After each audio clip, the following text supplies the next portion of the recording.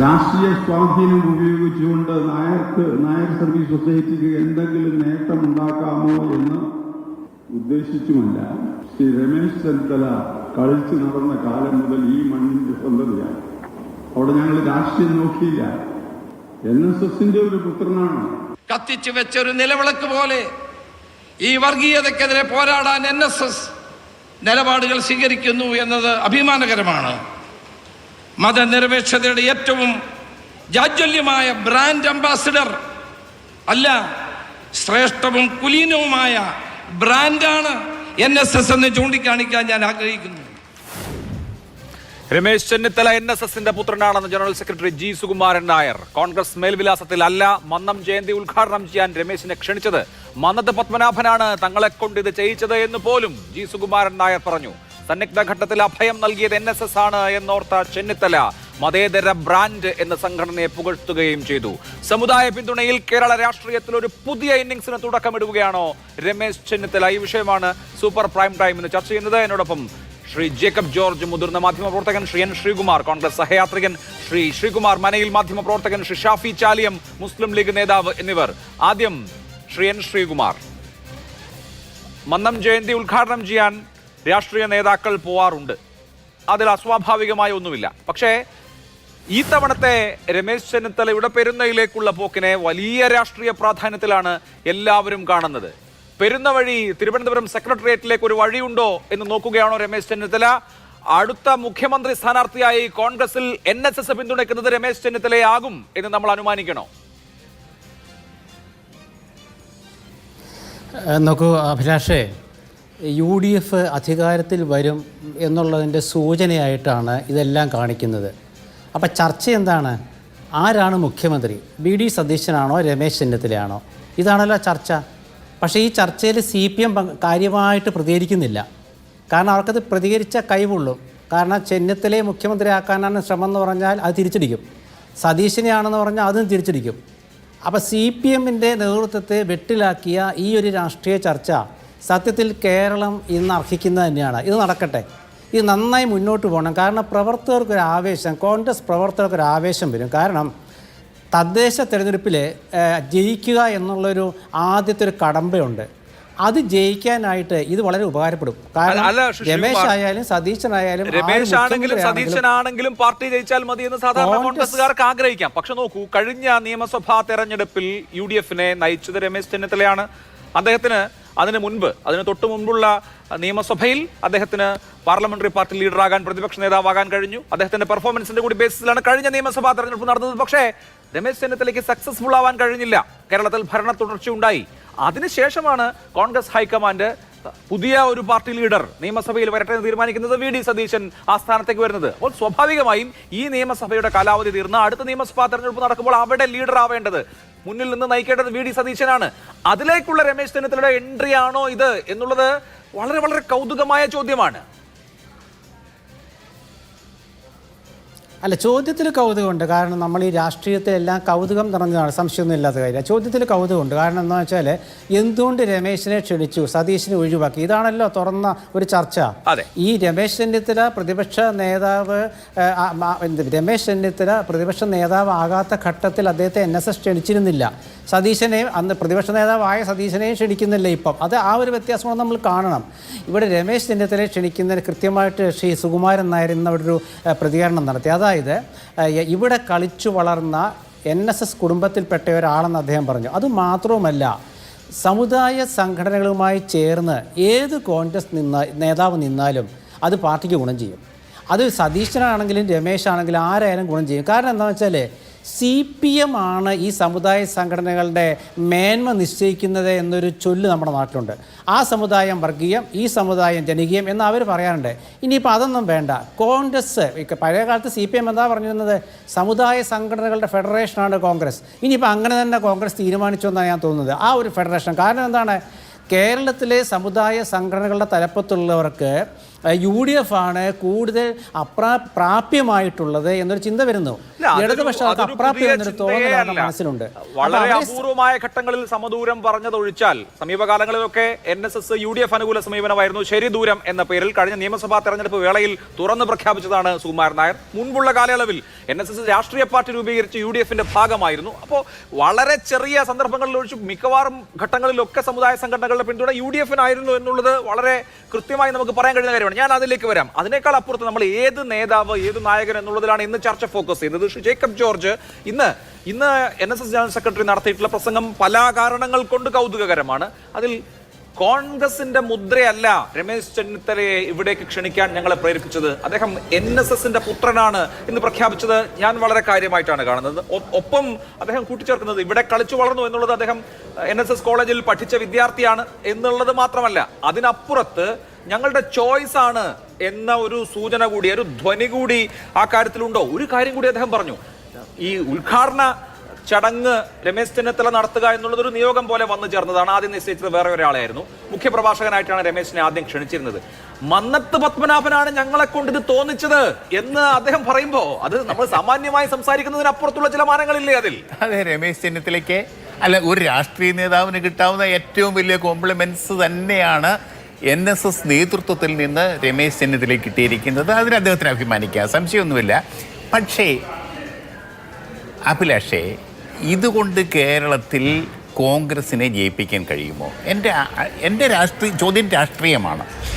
NSSന്റെ പിന്തുണ എത്ര കണ്ട് രമേശ് ചെന്നിത്തലയെന്നും അല്ല ഞാൻ കാണുന്നത്. കോൺഗ്രസ് നേതാവ് എന്ന നിലയ്ക്കായിരിക്കില്ല രമേശ് ചെന്നിത്തല എന്ന നിലയ്ക്ക് തന്നെയാണ് NSS വിളിച്ചത് എന്ന് അദ്ദേഹം തന്നെ പറയുന്നു, ജനറൽ സെക്രട്ടറി തന്നെ പറയുന്നു.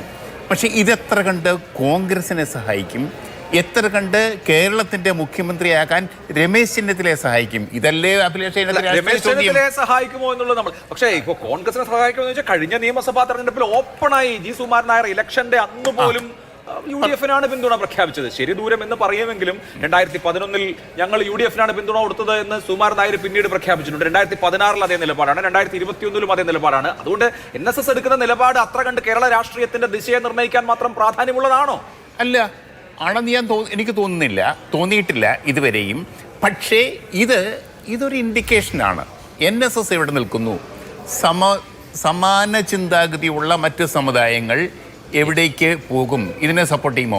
പക്ഷേ എന്തൊക്കെയാണെങ്കിലും തെരഞ്ഞെടുപ്പിന് ഏകദേശം 1 വർഷം അകലെ നിൽക്കെ രമേശ് ചെന്നിത്തലയ്ക്ക് കയ്യിൽ കിട്ടിയ ഒരു വലിയ പിന്തുണയാണ്. മന്നത്തിൻ്റെ അത് ആചാര്യൻ്റെ കേന്ദ്രത്തിൽ NSSന്റെ തറവാടിൽ അദ്ദേഹത്തിന് കിട്ടിയ ഈ സ്വീകരണം എന്ന് ഞാൻ കാണുന്നു. അതൊരു വലിയ സംഭവമാണ്. ഇവിടെ നിന്ന് രമേശ് ചെന്നിത്തലയ്ക്ക് ബഹുദൂരം മുന്നോട്ട് പോകണം, കോൺഗ്രസ് സംഘടനയ്ക്ക് മുന്നോട്ട് പോകണം. ഞാൻ പറയട്ടെ, ഒരു അഭിലാഷയെ ഒരു രാഷ്ട്രീയം കൂടി പറഞ്ഞേക്കാം. ഈ രമേശ് ചെന്നിത്തല പ്രതിപക്ഷ നേതാവായിരുന്നപ്പോൾ നമ്മളൊക്കെ കണ്ടതാണ് അടുത്ത മുഖ്യമന്ത്രി രമേശ് ചെന്നിത്തലയാവും. കേരളത്തിൻ്റെ ഇക്വേഷൻസ് അനുസരിച്ച് ഒരു തവണ CPM ഭരിച്ചാൽ അടുത്ത തവണ കോൺഗ്രസ് മുഖ്യമന്ത്രി എന്നുള്ള വർഷങ്ങളായിട്ട് തുടരുന്ന ഒരു പതിവുണ്ടല്ലോ. കൃത്യമായ ഇടവേളകളിൽ ഭരണം പിടിച്ചെടുക്കാൻ ശേഷിയുള്ള ഒരു കോൺഗ്രസ് സംഘടന, ആ സംഘടന ഇന്ന് ഇവിടെ നിൽക്കുന്നു. ആ സംഘടനയിലെ പ്രധാനപ്പെട്ട കക്ഷിയായിരുന്ന കേരള കോൺഗ്രസ് മാണി ഗ്രൂപ്പ് ഇന്ന് ഇവിടെ നിൽക്കുന്നു. ഈ ഒരു രാഷ്ട്രീയം കൂടി രമേശ് ചെന്നിത്തലയും കോൺഗ്രസും കൂടി പരിഗണിക്കണം എന്നാണ് എനിക്ക് പറയാൻ. തീർച്ചയായും. ശ്രീകുമാർ മനയിൽ NSSന്റെ നിലപാടുകൾക്ക് കോൺഗ്രസിന്റെ ആഭ്യന്തര രാഷ്ട്രീയത്തിൽ സ്വാധീനമുണ്ട്. ഇപ്പോൾ 2006-2011 കാലയളവെടുക്കൂ. അന്ന് VS സർക്കാരിന്റെ കാലത്ത് നിയമസഭയിൽ ഗംഭീരമായ പ്രകടനമാണ് VD സതീശൻ കാഴ്ചവെച്ചത്. ലോട്ടറി അടക്കമുള്ള വിഷയങ്ങൾ അദ്ദേഹം ഹൈലൈറ്റ് ചെയ്തു. നല്ല പെർഫോമൻസ് ആയിരുന്നു. അടുത്ത UDF സർക്കാർ വരുമ്പോൾ VD സതീശൻ മന്ത്രിയാകുമെന്ന് എല്ലാവരും പ്രതീക്ഷിച്ചു. 2011 ചെറിയ ഭൂരിപക്ഷത്തിന് UDF അധികാരത്തിൽ വരുമ്പോൾ VD സതീശൻ മന്ത്രിയായില്ല. എന്താണ് കാരണം? NSSന്റെ പിന്തുണ അദ്ദേഹത്തിനായിരുന്നില്ല. NSS അവിടെ VS ശിവകുമാറിനെ പിന്തുണച്ചപ്പോൾ, NSSന്റെ പിന്തുണയിൽ VS Shivakumar മന്ത്രിയായപ്പോൾ VD Satheesan മന്ത്രി അല്ലാതായി. അപ്പോൾ നിയമസഭയിലെ പെർഫോമൻസോ മറ്റ് പെർഫോമൻസോ ഒക്കെ നോക്കുന്നതിനപ്പുറമായി സമുദായങ്ങൾ എവിടെ നിൽക്കുന്നു, സഭകളാവട്ടെ സമുദായ സംഘടനകളാവട്ടെ അവരുടെ നിലപാട് എവിടെ നിൽക്കുന്നു എന്നുള്ളത് കോൺഗ്രസിൽ താക്കോൽ സ്ഥാനം തീരുമാനിക്കുന്നതിൽ അടക്കം പ്രധാനമാണ്. പിന്നീട് അങ്ങോട്ടുള്ള അതേ സർക്കാരിന്റെ കാലത്ത് തന്നെ രമേശ് ചെന്നിത്തല ആഭ്യന്തരമന്ത്രിയായി വരുന്ന ഘട്ടവും അതിനു മുൻപ് സുകുമാരൻ നായരുടെ താക്കോൽ സ്ഥാന പരാമർശവും ഒക്കെ ഓർമ്മയിലുണ്ടാവുമല്ലോ. അപ്പോൾ UDFന്റെ അധികാര രാഷ്ട്രീയത്തിൽ സമുദായ സംഘടനകൾക്കെല്ലാം നിർണായകമായ റോൾ ഉണ്ട് എന്നിരിക്കെ ഇന്നത്തെ പെരുന്ന സംഭവ വികാസങ്ങൾ നൽകുന്ന സൂചനയെ നമ്മൾ എങ്ങനെ വായിച്ചെടുക്കണം? അഭിലാഷ, ഇന്നത്തെ പെരുന്ന സംഭവവികാസങ്ങൾ നൽകുന്ന സൂചന എന്ന് പറയുന്നത് അതിനെ നിങ്ങൾക്ക് രാഷ്ട്രീയമായിട്ടും കാണാം, അരാഷ്ട്രീയമായിട്ടും കാണാം. രാഷ്ട്രീയമായിട്ട് കാണുകയാണെങ്കിൽ ഇപ്പോൾ താങ്കൾ പറഞ്ഞ പോലെ വരുന്ന നിയമസഭാ തിരഞ്ഞെടുപ്പ്, ക്ഷമിക്കണം ഇതിന്റെ എക്കോ ഭയങ്കര, അതുകൊണ്ട് എനിക്ക് കേൾക്കാൻ പറ്റുന്നില്ല നിങ്ങളത്. എക്കോ കുറയ്ക്കാം, താങ്കൾ പറഞ്ഞു തുടങ്ങിക്കോളൂ. ഞാനിപ്പോൾ നമുക്കിതിനെ രണ്ട് ഒന്ന് ബൈഫർക്കേറ്റ് ചെയ്തെടുക്കാം. ഒരു രാഷ്ട്രീയമായിട്ട് എടുക്കാം, അരാഷ്ട്രീയമായിട്ട് എടുക്കാം. രാഷ്ട്രീയമായിട്ട് നോക്കുകയാണെങ്കിൽ 1981 കെ കരുണാകരൻ, 81 അവസാനം കെ കരുണാകരൻ UDF രൂപീകരിച്ചത് തന്നെ സാമുദായിക സംഘടനകളുടെ ഒരു കോൺഫെഡറേഷൻ പോലെയായിരുന്നു. അല്ലാണ്ട് ഇടതുപക്ഷ ജനാധിപത്യ മുന്നണി പോലെ സമാന ഐഡിയോളജി ഷെയർ ചെയ്യുന്ന രാഷ്ട്രീയ പാർട്ടികളുടെ സംഘടന എന്നുള്ള നിലയ്ക്കല്ല ഐക്യജനാധിപത്യ മുന്നണി കെ കരുണാകരൻ സ്ഥാപിച്ചത്. അത് വെച്ചാൽ മുസ്ലിം ലീഗ്, കേരള കോൺഗ്രസുകൾ, അന്നത്തെ ഈഴവ സമുദായത്തിൻ്റെ പാർട്ടി എന്ന് പറയപ്പെടുന്ന SRP, NDP തുടങ്ങിയ കക്ഷികളായിട്ട്. അപ്പോൾ ഇതെല്ലാം സാമുദായിക അടിസ്ഥാനപരമായിട്ട് സമുദായങ്ങളായിട്ട് ബന്ധപ്പെട്ട് നിൽക്കുന്ന സംഘടനകളാണ്, രാഷ്ട്രീയ പാർട്ടികളാണ്. ഇപ്പോൾ മുസ്ലിം ലീഗ് രാഷ്ട്രീയ പാർട്ടിയാണെങ്കിലും കേരള കോൺഗ്രസുകൾ രാഷ്ട്രീയ പാർട്ടികളാണെങ്കിലും SRP, NDP എല്ലാം അടിസ്ഥാനപരമായിട്ട് ഓരോരോ സമുദായങ്ങളായിട്ട് ബന്ധപ്പെട്ട് നിൽക്കുന്ന പാർട്ടികളാണ്. അപ്പോൾ അന്ന് ഈ ഐക്യജനാധിപത്യ മുന്നണി രൂപീകരിച്ചത് തന്നെ ഈ സാമുദായിക ശക്തികളെ ഒരു കുടക്കീഴിൽ കൊണ്ടുവരിക എന്നുള്ള ഉദ്ദേശത്തോടു കൂടി തന്നെയായിരുന്നു. അങ്ങനെയാണ് യഥാർത്ഥത്തിൽ CPM നേടാൻ കെ കരുണാകരൻ അടക്കമുള്ള ആളുകൾ ഉദ്ദേശിച്ചത്. ശരിക്കും അങ്ങനെയാണ് UDF രൂപീകരിക്കപ്പെടുന്നു. അതിനുശേഷം ഇങ്ങോട്ട് ഏതാണ്ട് 2000 കരുണാകരനും ആന്റണി ഈ ദ്വന്ദ്ങ്ങൾ പോകുന്നത് വരെ യഥാർത്ഥത്തിൽ CPM ഈ കോൺഗ്രസിൻ്റെ അല്ലെങ്കിൽ UDFൻ്റെ ഈ സാമുദായിക ശക്തിയിലായിട്ടുള്ള ബന്ധം ശരിക്കും CPM അലട്ടിയിരുന്നു. അതുകൊണ്ടാണ് ഈ MP രാഘവൻ ബദൽ രേഖ കൊണ്ടുവന്ന് അതിനൊക്കെ EMS അടിച്ച് പുറത്ത് ആ വിഷയങ്ങളൊക്കെ നമുക്കറിയാമല്ലോ. അപ്പോൾ അടിസ്ഥാനപരമായിട്ട് ഐക്യജനാധിപത്യ മുന്നണി എന്ന് പറയുന്നത് എക്കാലവും സാമുദായിക സംഘടനകളായിട്ട് വളരെ നല്ല ബന്ധം പുലർത്തുകയും സാമുദായിക സംഘടനകളുടെ ഒരു കോൺഫെഡറേഷൻ കൂടി ആകുന്നതിൽ തെറ്റില്ല എന്ന് വിശ്വസിക്കുകയും ചെയ്തിരുന്നവരാണ് ഐക്യജനാധിപത്യ മുന്നണിയുടെ തലപ്പത്തുണ്ടായിരുന്നവർ. ഇപ്പോൾ മുസ്ലിം ലീഗ് നേതാവായാലും KM മാണി സാറായാലും PJ ജോസഫ് ആയാലും അതിനു മുമ്പ് NDPയുടെ SRPയുടെ ഒക്കെ നേതാക്കളായാലും എല്ലാവരും അങ്ങനെ തന്നെ. അവർക്കെല്ലാം കൃത്യമായ സാമുദായിക അഫിലിയേഷൻസ് ഉണ്ടായിരുന്നു. നിങ്ങളൊരു കാര്യം മനസ്സിലാക്കാൻ ഞാൻ വീണ്ടും എടുത്ത് പറയുകയാണ്, UDFന്റെ നേതാക്കളിൽ കോൺഗ്രസ് കെ കരുണാകരൻ, AK ആന്റണി ഒഴിച്ചു നോക്കിയാൽ എല്ലാവർക്കും കൃത്യമായ സാമുദായിക അഫിലിയേഷൻസ് ഉണ്ടായിരുന്നു. പക്ഷേ അവരൊരിക്കലും ഏതെങ്കിലും സമുദായത്തിന്റെ വക്താക്കളായിരുന്നില്ല. ഇപ്പോൾ KM മാണി സാറൊന്നും ഏതെങ്കിലും സമുദായം, അദ്ദേഹം വളരെ കത്തോലിക്ക സഭയോട് വളരെ ആത്മബന്ധമുള്ളതാണെങ്കിൽ അദ്ദേഹം എല്ലാ ജനങ്ങളുടെ നേതാവായിരുന്നു. അതോടൊപ്പം തന്നെ ഇവർ ആ ഒരു രാഷ്ട്രീയമാണ് യഥാർത്ഥത്തിൽ ഐക്യജനാധിപത്യ മുന്നണിക്ക് എക്കാലം ഉണ്ടായത്. അല്ലെങ്കിൽ നിങ്ങൾ പറയുന്ന പോലെ സാമുദായിക നേതാക്കൾ തിണ്ണനിറങ്ങുക അതൊന്നും ഒരു രാഷ്ട്രീയ ഒരു അതിൻ്റെ ഒരു ഭാഗമേ ഇല്ല. കാരണം അടിസ്ഥാനപരമായിട്ട് ഐക്യജനാധിപത്യ UDF എന്ന് പറയുന്നത് സാമുദായിക സംഘടനകളിൽ സാമുദായിക നേതാക്കളും അല്ലെങ്കിൽ സാമുദായിക വിഭാഗങ്ങളായിട്ട് വളരെ ആത്മബന്ധം പുലർത്തുന്ന ഒരു രാഷ്ട്രീയ മുന്നണി തന്നെയായിരുന്നു. രണ്ടാമത്തെ കാര്യത്തിലേക്ക് വരാം. ഈ NSSന് ഇപ്പോൾ കോൺഗ്രസിൽ നേരത്തെ ഉമ്മൻചാണ്ടി സാറായിട്ട് അവർക്ക് നല്ല ബന്ധമായിരുന്നു. NSSും ഉമ്മൻചാണ്ടിയായിട്ട് അടുത്തപ്പോൾ ഉമ്മൻചാണ്ടി ഇല്ല. പിന്നെ അവർക്ക് അടുത്ത ബന്ധമുള്ള ആരാണ്? രമേശ് ചെന്നിത്തലയാണ്. അപ്പോൾ രമേശ് ചെന്നിത്തല അവരുടെ പരിപാടിക്ക് വിളിക്കുന്നു. ഇപ്പോൾ VD സതീശനായിട്ട് അപ്പോൾ നമ്മളിപ്പോൾ ഫ്രാൻസിസ് ജോർജിനെ വിളിച്ചില്ലേ, എന്തുകൊണ്ടാണ് മോൻസ് ജോസഫിനെ വിളിക്കാത്തതെന്ന് നിങ്ങൾ ചോദിക്കാത്തത് എന്താ? ഫ്രാൻസിസ് ജോർജിനെ വിളിച്ചു എന്തുകൊണ്ട്? അല്ലെങ്കിൽ ചങ്ങനാശ്ശേരി MLA ജോബ് മൈക്കിളിനെ വിളിച്ചില്ലെന്ന്. അതുപോലെ അത്രേ വ്യത്യാസമുള്ളൂ ഈ രമേശ് ചെന്നിത്തലയെ വിളിക്കുക, VD സതീശനെ വിളിക്കുക എന്ന് പറയുന്നത്. കാരണം അവർക്ക് വളരെ കംഫർട്ടബിൾ ആയിട്ട് ആളുകൾ അവർ വിളിക്കുന്നു. അതാണ് രമേശ് ചെന്നിത്തല NSSന്റെ പുത്രനാണെന്നൊക്കെ സുകുമാരനാർ പറയാൻ കാരണം അദ്ദേഹത്തിന് അടുപ്പമുള്ളത് ഒരുപക്ഷെ ഉമ്മൻചാണ്ടി കഴിഞ്ഞപ്പോൾ ഇപ്പോൾ ജീവിച്ചിരിക്കുന്ന ആൾ രമേശ് ചെന്നിത്തല. ഇപ്പോൾ AK ആന്റണി സാറ് രാഷ്ട്രീയത്തിലില്ല, അദ്ദേഹം രാഷ്ട്രീയത്തിൽ മാറിയിരിക്കണം, പരിപാടികൾക്കൊന്നും പോകാറില്ല. പിന്നെ ആരാ ഉള്ളത്? പിന്നെ ഒരു സീനിയർ നേതാവെന്ന് പറയാൻ ആരാ ഉള്ളത്? പിന്നെ പാർട്ടിയിൽ വളരെ കൃത്യം സ്പെസിഫിക് ആയിട്ട് ആരാണ് ഇപ്പോൾ കോൺഗ്രസിൽ ഒരു സീനിയർ നേതാവ് എല്ലാ സമുദായങ്ങളായിട്ട് അടുപ്പമുള്ള ആള്? അത് രമേശ് ചെന്നിത്തല തന്നെയാണ്. നാളെ ചിലപ്പോൾ അപ്പോ സ്വീകാര്യൻ, സർവതന്ത്ര സ്വീകാര്യനായി അടുത്ത നിയമസഭാ തെരഞ്ഞെടുപ്പിൽ UDFനെ നയിക്കുന്ന ഫേസ് ആയിട്ട് ആര് വരും എന്നുള്ളതാണല്ലോ നമ്മുടെ മുമ്പിലുള്ള മൗലികമായ ചോദ്യം. ഇപ്പോ അല്ലാതെ NSSൽ പോകുന്നതോ SNDPയിൽ പോകുന്നതോ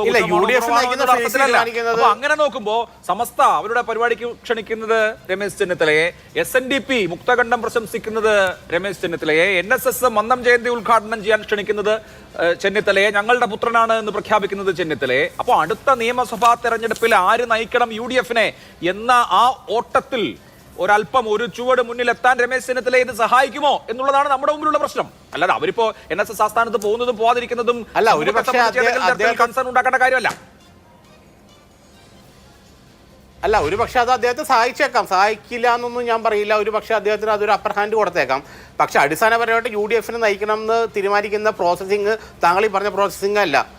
കോൺഗ്രസിനെ UDFനെ ആര് നയിക്കണമെന്ന് തീരുമാനിക്കുന്നത് കോൺഗ്രസ് ഹൈക്കമാൻഡ് UDFിലെ ഘടകകക്ഷികളിലെ ഉന്നത നേതാക്കൾ, ഉന്നതാധികാര സമിതി ഉൾപ്പെടുന്ന അവരുൾപ്പെടുന്ന ആൾക്കാരാണ്. അല്ലാണ്ട് ഒരിക്കലും സമുദായ നേതാക്കന്മാരുടെ പിന്തുണയൊന്നുമല്ല. പക്ഷേ സമുദായ നേതാക്കന്മാർ പൊതുവേ ഇപ്പം 1996 കെ കരുണാകരൻ ഈ CPM തുറന്ന പിന്തുണ NSS കൊടുത്തു.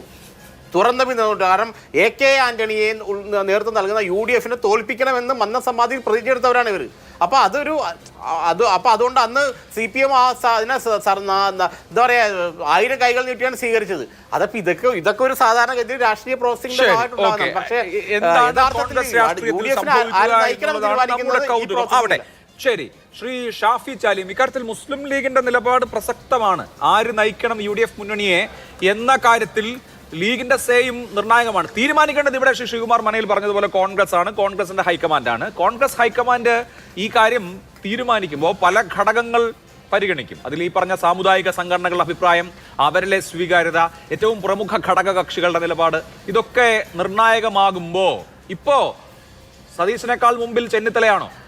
ലീഗിന്റെ മനസ്സിലെന്താണ്?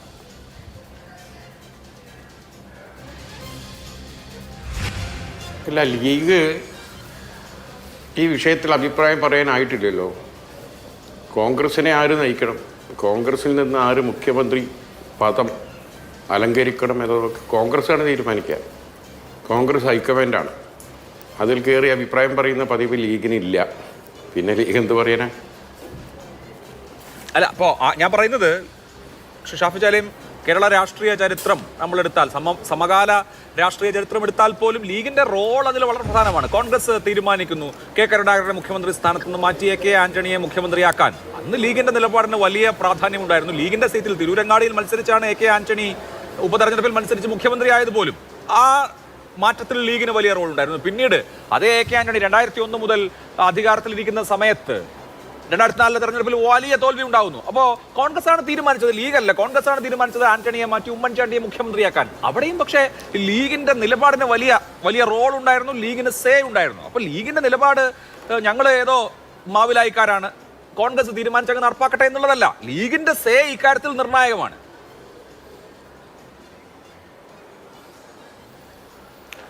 അത് ഞാൻ പറഞ്ഞല്ലോ, കോൺഗ്രസിനെ ആര് നയിക്കണം എന്നത് കോൺഗ്രസ്സാണ് തീരുമാനിക്കുക.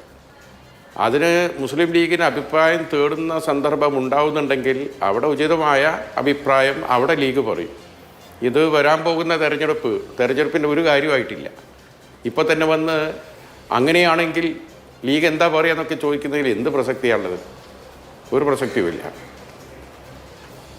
ഇവിടെ ഷാഫി, ഒന്ന് രമേശ് ചെന്നിത്തല, രണ്ട് ഇപ്പോഴത്തെ parliamentary party leader VD Satheesan, KC Venugopal കേന്ദ്രത്തിലെ പ്രധാനപ്പെട്ട കോൺഗ്രസ് നേതാവാണ്, ശശി തരൂർ, പല ആളുകളും CM ശശി തരൂർ ആകണം അല്ലെങ്കിൽ ശശി തരൂരിനെ മുഖ്യമന്ത്രി സ്ഥാനാർത്ഥിയാക്കണം എന്ന് സമൂഹ മാധ്യമങ്ങളിൽ മറ്റൊക്കെ അഭിപ്രായ പ്രകടനം നടത്താറുണ്ട്. അപ്പോൾ കോൺഗ്രസിനെ സംബന്ധിച്ച് ഏറ്റവും കുറഞ്ഞത് 4 പേരെങ്കിലും ഫ്രണ്ട് റണ്ണേഴ്സ് ആയിട്ടുണ്ട്.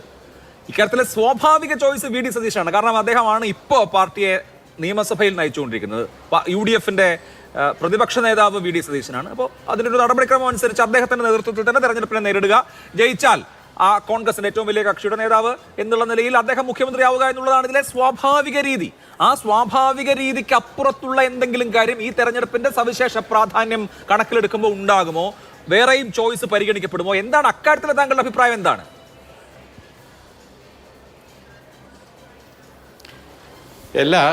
ഈ വിഷയത്തിൽ ഞാൻ പറഞ്ഞല്ലോ, ഇതിലെന്താ ഇപ്പം ഞങ്ങൾ പറയേണ്ടത്? ഞങ്ങളിപ്പോൾ ഇവരോടൊക്കെ നല്ല ബന്ധത്തിലാണ്. ഞങ്ങൾക്ക് VD സതീശനെയും ഞങ്ങൾ റെസ്പെക്റ്റ് ചെയ്യാറുണ്ട്, ഞങ്ങളെ പ്രോഗ്രാമിന് വിളിക്കാറുണ്ട്, ചെന്നിത്തലയെ വിളിക്കാറുണ്ട്, KC വേണുഗോപാലിനെ വിളിക്കാറുണ്ട്, ശശി തരൂരിനെ വിളിക്കാറുണ്ട്, മുല്ലപ്പള്ളി രാമചന്ദ്രനെ വിളിക്കാറുണ്ട്, VM സുധീരനെ വിളിക്കാറുണ്ട്. ഏതെങ്കിലും കോൺഗ്രസിൻ്റെ ഒരു നേതാവ് കൂടുതൽ മെച്ചപ്പെട്ടവരും മറ്റാളത്ര പോരാ എന്ന അങ്ങനെയൊന്നും ഞങ്ങളിതിനെ അളക്കാറില്ല. ഞങ്ങൾ ഐക്യ മുന്നണിയിലെ ഒരു ഘടകകക്ഷിയാണ്, പ്രബലമായ ഒരു ഘടകകക്ഷിയാണ്. കോൺഗ്രസ് എന്ന പാർട്ടിയിൽ മുന്നിൽ നിൽക്കാൻ ഓരോരോ കാലഘട്ടത്തിൽ അതിന് പറ്റുന്ന ആളുകളെ അതിൻ്റെ ഹൈക്കമാൻഡ് നിശ്ചയിക്കാറുണ്ട്. അതിനപ്പുറത്ത് ആ വിഷയത്തിൽ കയറി എന്തഭിപ്രായമാണ് എനിക്ക് പറയാനുള്ളത്? തീർച്ചയായും ജേക്കബ് ജോർജിനെ പോലെയോ അല്ലെങ്കിൽ ശ്രീകുമാറിനെ പോലെ എന്തെങ്കിലും വിളിച്ചു പറയാൻ എനിക്ക് പറ്റില്ലല്ലോ. ഞാനൊരു പാർട്ടീൻ്റെ ഉത്തരവാദപ്പെട്ട ഒരു വക്താവല്ലേ. തീർച്ചയായും മുസ്ലിം ലീഗിന്റെ മാറ്റിയെടുക്കാൻ സാധിക്കും. ചെന്നിത്തല മികച്ചതാണെന്ന് എങ്ങനെ എനിക്ക് പറയാൻ സാധിക്കും? ശരി, അല്ല അത് ന്യായമാണ്. താങ്കളുടെ ആ പോയിന്റ് ഞാൻ എടുക്കുന്നു. കാരണം ഒരു പൊതു ചർച്ചയിൽ അങ്ങനെ പറയാൻ പറ്റില്ല. ഞാൻ പറയുന്നത് ഇത്രയേ ഉള്ളൂ, ലീഗിന്റെ നിലപാടും അക്കാര്യത്തിൽ പ്രസക്തമാണ് എന്നുള്ളതാണ് അക്കാര്യത്തിൽ എൻ്റെ പോയിന്റ്. താങ്കൾക്ക് ഈ ചർച്ചയിൽ ഇതിനപ്പുറത്ത് പറയാൻ പറ്റില്ല എന്ന് എനിക്കും അറിയാം, ഇത് കേൾക്കുന്ന ആളുകൾക്കും അറിയാം. ശ്രീ ജേക്കബ് ജോർജ്, രമേശ് ചെന്നിത്തലയെ സംബന്ധിച്ച് രമേശ് ചെന്നിത്തല കഴിഞ്ഞ നിയമസഭാ തെരഞ്ഞെടുപ്പിന് ശേഷം ഒരു അൺസെറിമോണിയസ് എക്സിറ്റ് എന്നൊക്കെ പറയാവുന്ന വിധത്തിൽ അദ്ദേഹത്തിന് നിയമസഭാ കക്ഷി നേതൃസ്ഥാനം നഷ്ടപ്പെട്ടു.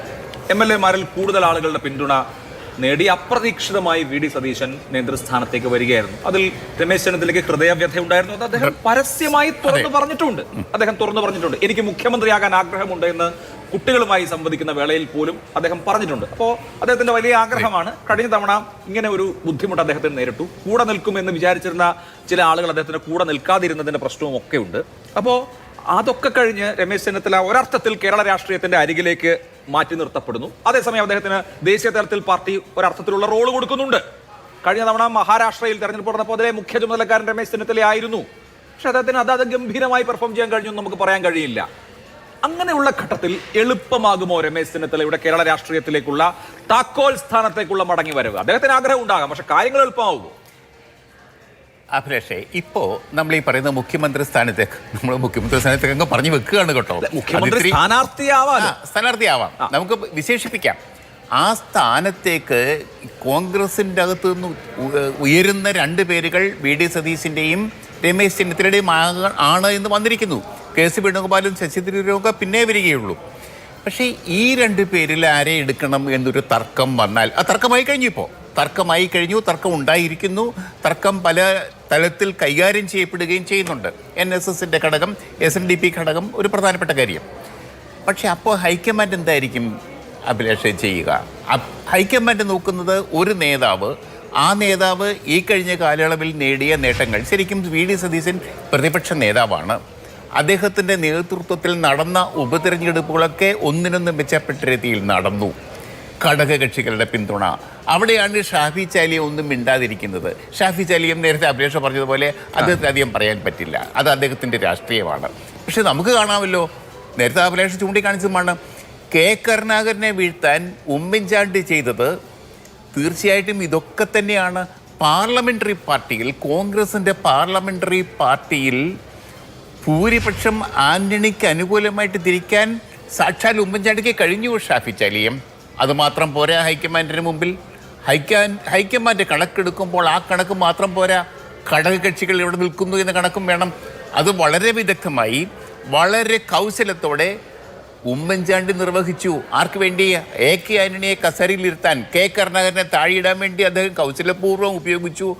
അതിനാദ്യം അദ്ദേഹം കൂട്ടുപിടിച്ചത് സാക്ഷാൽ മുസ്ലിം ലീഗിനെയാണ് എന്ന് ഷാഫി ചാലിയത്തിന് അറിയാൻ മേലഞ്ഞിട്ടല്ല. പക്ഷേ ലീഗ് കൂട്ടുകൂടി. എനിക്കറിയാം, നമ്മളൊക്കെ അന്നോ ആക്റ്റീവായിട്ട് രംഗത്ത് നിൽക്കുന്നതല്ലേ, ക്ലിഫ് ഹൗസിൽ ഞങ്ങൾ രാഷ്ട്രീയം കളിക്കുന്നവരാണ്. അവിടെ അന്ന് കരുണാകരനോടൊത്ത് നിന്നവരാണ് കുഞ്ഞാലിക്കുട്ടി, KM മാണി, PJ ജോസഫ്, ഇവരൊക്കെ, R ബാലകൃഷ്ണപിള്ള, TM ജേക്കബ്. അഭിലാഷ്, ഒരു രഹസ്യം കൂടെ പറയാമല്ലോ. അന്ന് കരുണാകരൻ ഞാനുമായിട്ട് ഭയങ്കര ലോഹ്യമാണ്. ഞാൻ കരുണാകരനെതിരെ എഴുതിയിട്ടേ ഉള്ളൂ.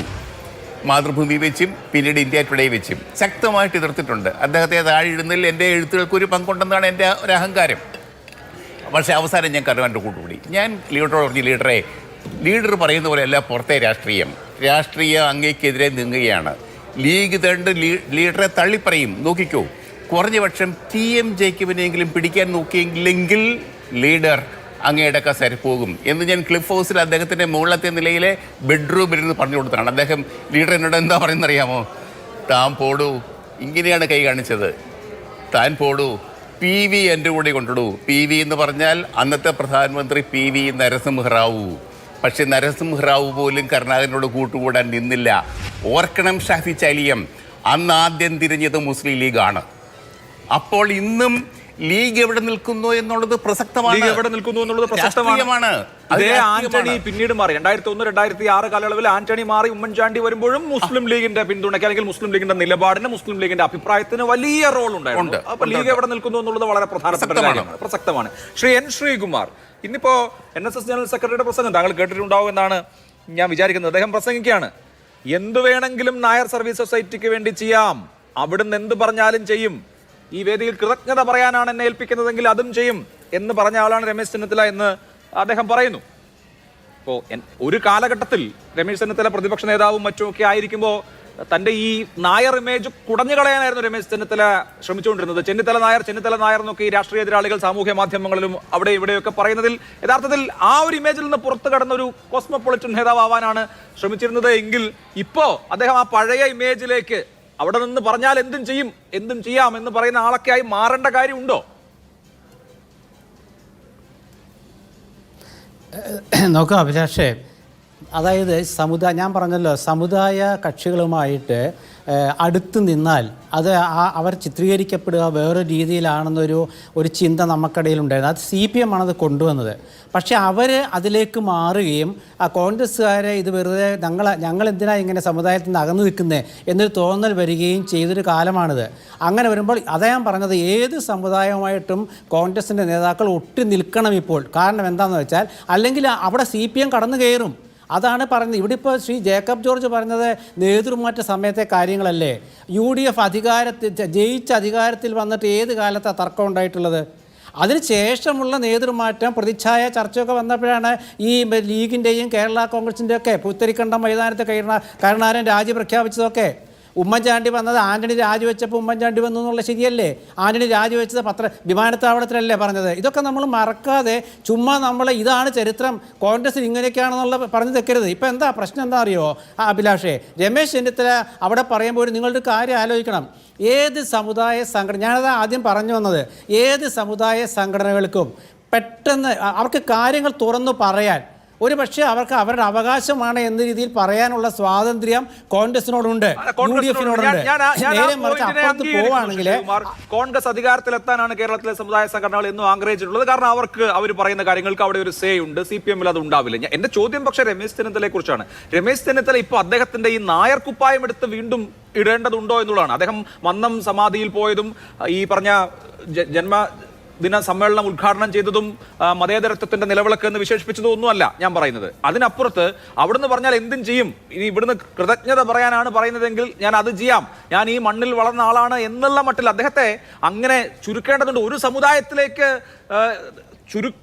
ചുരുക്കപ്പെടേണ്ട ആളാണോ രമേശ് ചെന്നിത്തല എന്ന് അദ്ദേഹം കൂടി ആലോചിക്കണ്ടേ? ശരിക്കും അദ്ദേഹത്തിന് ഗുണമാണോ ആ ഇമേജ് കൊടുക്കുക? ഒരു സമുദായ സംഘടനയുടെ യോഗത്തിൽ ഒരു സമുദായ അംഗം ചെല്ലുമ്പോൾ തീർച്ചയായും ആ സമുദായത്തെ ബഹുമാനിച്ചേ സംസാരിക്കാവൂ. അത് ഞാൻ ഉദാഹരണം പറയാം. AK ആന്റണി ദൈവവിശ്വാസിയാണോ? അല്ലല്ലോ. അദ്ദേഹം ശങ്കരാചാര്യന്മാരെ എങ്ങനെയാണ് സ്വീകരിച്ചത്? ശങ്കരാചാര്യർ ഒരു പീഠത്തിലിരുന്നു, ആന്റണി നിലത്തായിരുന്നത്. അന്ന് നമ്മുടെ അന്ന് CPM കളിയാക്കി ആന്റണിയെ. പക്ഷേ തിരിച്ച് LDF അധികാരത്തിൽ വന്നു. അപ്പം നമ്മുടെ 2 മന്ത്രിമാരെ തോമസ് ഐസക്കും G സുധാകരനും ആലപ്പുഴയിലെ ഈ പൂക്കളും പഴവുമായിട്ടാണ് സന്യാസിമാരെ സ്വീകരിക്കാൻ ചെന്നത് പരമ്പരാഗത രീതിയിൽ. അപ്പോൾ അവർക്കാവാം. അതാണ് ഞാൻ പറഞ്ഞത്. സമുദായ സംഘടനകളെ സ്നേഹിക്കുകയാണെങ്കിൽ ആ സമുദായ സംഘടനകളുടെ വിളിക്കുന്ന സമ്മേളനത്തിൽ പോയിട്ട് അവിടെ എതിർപ്പ് പറയാനല്ല പോകേണ്ടത്. അവിടെ ആ സമുദായം നമ്മളെല്ലാവരും ഒരു കാര്യം മനസ്സിലാക്കുക, ഈ നാട്ടിലെ എല്ലാ വിപ്ലവ കക്ഷികളാണെങ്കിലും ജനാധിപത്യ കക്ഷികളാണെങ്കിലും അവർ ജനിച്ച സമുദായത്തോടെ വിധേയത്വമോ അല്ലെങ്കിൽ സ്നേഹമോ കാണിക്കാത്ത രാഷ്ട്രീയ നേതാക്കൾ വിരളമാണ്. അത് വളരെ വിരളമാണ്. നമ്പൂതിരി സമുദായത്തിൽ ജനിച്ച ഒരു നേതാവ് താൻ നമ്പൂതിരിയാണ്. ഒരു മിനിറ്റ് ഞാൻ പറഞ്ഞു. ഞാൻ അങ്ങയിലേക്കും വരാം, ഒപ്പം ശ്രീകുമാറിലേക്ക് വരാം. ഇടവേള ചർച്ചയിലേക്ക് വീണ്ടും. ശ്രീകുമാർ മനയിൽ, താങ്കൾ നേരത്തെ ശരിയായി സൂചിപ്പിച്ചു സമുദായങ്ങളുടെ ഒരു കോൺഫെഡറേഷനായി എങ്ങനെയാണ് UDF-നെ K കരുണാകരൻ കെട്ടിപ്പടുത്തതെന്ന്. ഒരു കാലത്ത് K കരുണാകരൻ ഹിന്ദു ഹൃദയ സാമ്രാട്ട് കൂടിയായിരുന്നു. പക്ഷെ ഇന്ന് കാര്യങ്ങൾ മാറി.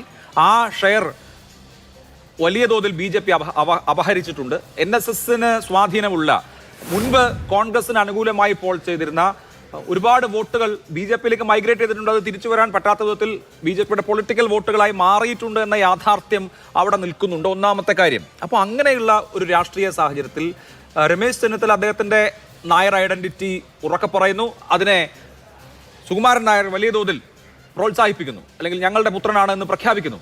അത് ആത്യന്തികമായി ഗുണമാണോ ദോഷമാണോ ഉണ്ടാക്കുക? അതുമാത്രമല്ല ഇന്നത്തെ ഈ പ്രസംഗത്തിൽ ഉണ്ടായിട്ടുള്ളത്, സുകുമാരനാരുടെ പ്രസംഗത്തിൽ ഉണ്ടായിട്ടുള്ളത്. അദ്ദേഹം ശിവഗിരി സമ്മേളനത്തിൽ സ്വാമി സച്ചിദാനന്ദ പറഞ്ഞ ഒരു വാചകത്തെ ഖണ്ഡിക്കുകയും അദ്ദേഹവുമായി കോർക്കുകയും ചെയ്തിരിക്കുന്നു. കാലാകാലങ്ങളായി നിലനിൽക്കുന്ന ആചാരങ്ങൾ മാറ്റണം എന്നൊക്കെ പറയാൻ ഇയാൾ ആരാണ് എന്ന് ചോദിക്കുന്ന ഒരു ഘട്ടം പോലും ഉണ്ടായി. അപ്പോൾ ഹിന്ദു മതത്തിലെ മറ്റൊരു പ്രമുഖ സമുദായവുമായി നേർക്കുനേറുള്ള ഒരു ഫൈറ്റിലേക്ക് ഒരു ആചാര വിഷയം പറഞ്ഞ് കടന്നു ചെല്ലാൻ കൂടി ഇവിടെ സുകുമാരൻ നായർ തയ്യാറായിട്ടുണ്ട്. അപ്പോൾ ഒന്ന് CPM-ന്റെ ഒരു സോളിഡ് വോട്ട് ബേസ് ആണ് ഈഴവ വിഭാഗം. അവിടെ നിന്ന് വലിയ തോതിലുള്ള കൊഴിഞ്ഞുപോക്ക് ഉണ്ടായി എന്നുള്ളതാണ് ആ പാർട്ടി ഇപ്പോൾ നേരിടുന്ന ഏറ്റവും വലിയ ഒരു പ്രതിസന്ധി എന്നുള്ളത്. അപ്പോൾ അതിനെ കൺസോളിഡേറ്റ് ചെയ്യാൻ കഴിയുന്ന വിധത്തിൽ, പോയതൊക്കെ തിരിച്ചു വരാൻ കഴിയുന്ന വിധത്തിൽ ഒരു പൊളിറ്റിക്കൽ അന്തരീക്ഷം കേരളത്തിൽ ഉണ്ടാക്കി കൊടുക്കുകയല്ലേ ചെയ്യുന്നത്. ഈ വിഷയവും അതിനകത്തൊരു ഒരു കോൺട്രിബ്യൂട്ടിംഗ് ഫാക്ടറായി മാറുമെന്ന് എനിക്ക് തോന്നുന്നു. ഇത് നമ്മളെ ഈ സ്വാമി സച്ചിദാനന്ദ അതിന് മറുപടിയായിട്ട് എന്തോ സുമാരനാര് പറഞ്ഞു എന്ന് പറഞ്ഞില്ല. അതിനെ ഒരിക്കലും ഈ UDF പൊളിറ്റിക്കൽ കോണ്ടാക്ട് എടുക്കരുത്. കാരണം വെച്ചാൽ ഈ NSS നിലകൊള്ളുന്നതും ശിവഗിരി മഠം നിലകൊള്ളുന്നതും SNDP നിലകൊള്ളുന്നതും വ്യത്യസ്ത ആശയങ്ങളുടെ പുറത്താണ്. ഇതെല്ലാം ഒരു ശിവഗിരി മഠം എന്ന് ഒരിക്കലും ഒരു ഹിന്ദു ബേസ്ഡ് ആയിട്ടുള്ള അല്ലെങ്കിൽ അങ്ങനെ ഒരു സമുദായ സംഘടനയാണെന്ന് പോലും പറയാൻ പറ്റില്ല. അതിനൊക്കെ വലിയ ബ്രോഡ് ക്യാൻവാസ് വേറെ ഉണ്ട്.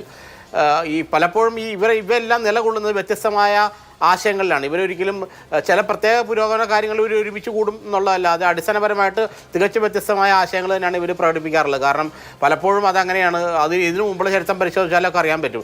കാരണം പ്രത്യേകിച്ച് ആചാരങ്ങളുടെ അടുത്ത അനുഷ്ഠാന കാലത്തിൽ ഇതൊക്കെ പലപ്പോഴും ഈ സംഘടന തമ്മിൽ എപ്പോഴും അഭിപ്രായ വ്യത്യാസം ഉണ്ടായിട്ടുണ്ട്. എല്ലാ കാലത്തും ഉണ്ടായിട്ടുണ്ട്. കാരണം ശബരിമല സ്ത്രീ പ്രവേശനം അടക്കമുള്ള കാര്യങ്ങളിലൊക്കെ ഈ അഭിപ്രായ വ്യത്യാസം ഉണ്ടായിരുന്നു. വെള്ളാപ്പള്ളിയും സുകുമാരൻ നായർ രണ്ടറ്റത്ത് നിന്ന് പറഞ്ഞ് വ്യത്യസ്തമായ അഭിപ്രായങ്ങൾ പ്രകടിപ്പിച്ചാൽ നമുക്കറിയാം. അപ്പോൾ അത് എക്കാലം ഉണ്ട്. അതിപ്പോൾ രമേശ് ചെന്നിത്തല നാളെ ഉണ്ടെങ്കിലും സൈസ് ഉണ്ടെങ്കിലും നാളെ ഇവരൊന്നും ഇല്ലെങ്കിലും ഒക്കെ അതുണ്ടാവും. ആ അഭിപ്രായ വ്യത്യസ്തത എപ്പോഴും നിലനിൽക്കും. കാരണം അത്തരം നമ്മൾ ഇത് ഇവോൾവ് ചെയ്യുന്ന വരുന്ന സാംസ്കാരിക ആ ഒരു ബേസ് ഉണ്ടല്ലോ, അതിൽ നിന്നാണ് ഇത്തരം അഭിപ്രായങ്ങൾ ഉണ്ടാകുന്നത്. അപ്പോൾ അതിനെ നമ്മൾ ഇതിനകത്ത് കൂട്ടിക്കൊടുക്കേണ്ട യാതൊരു ആവശ്യമില്ല.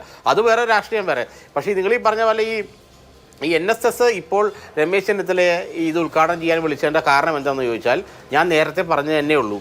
കാരണം കൃത്യമായിട്ട് ഈ കോൺഗ്രസിൻ്റെ ഈ ശ്രീകുമാർ സാർ പറഞ്ഞൊരു വലിയൊരു കാര്യമുണ്ട്. കോൺഗ്രസ്സിന് UDFനും കൃത്യമായിട്ട് ഇനി സമുദായ സംഘടനകളായിട്ട് അഫിലിയേറ്റ് ചെയ്ത് അല്ലെങ്കിൽ അവരെ ഉൾക്കൊണ്ട് പോകുവാൻ കഴിയണം. എങ്കിൽ മാത്രമേ അവരുടെ നഷ്ടപ്പെട്ട പൊളിറ്റിക്കൽ ബേസ് തിരിച്ചെടുക്കാൻ പറ്റുള്ളൂ. 2021 ഇലക്ഷൻ എന്താ സംഭവിച്ചതെന്നറിയാമോ? ഈഴവ വോട്ടുകൾ അല്ലെങ്കിൽ ഹിന്ദു വോട്ടുകൾ CPMലേക്കും BJPയിലേക്കും NDR പോയി. മുസ്ലിം വോട്ടുകളും CPMലെ ഇടതുപക്ഷത്തേക്ക് പോയി. ക്രൈസ്തവ വോട്ടുകളും ഇപ്പോൾ ജോസ് കെ മാണി മറ്റേ ഇടതുപക്ഷത്തേക്ക് പോയി. ക്രൈസ്തവ വോട്ടുകളും ഒഴിവ്. പക്ഷേ 4 പ്രബല സമുദായങ്ങളുടെ വോട്ടുകൾ കുത്തനെ ഒളിച്ച് CPMലേക്ക് അല്ലെങ്കിൽ ഇടതുപക്ഷത്തേക്ക് പോയതുകൊണ്ടാണ് ഈ വലിയ വിജയം പിണറായിക്ക് രണ്ടാമത്തെ ഭരണം കിട്ടിയത്.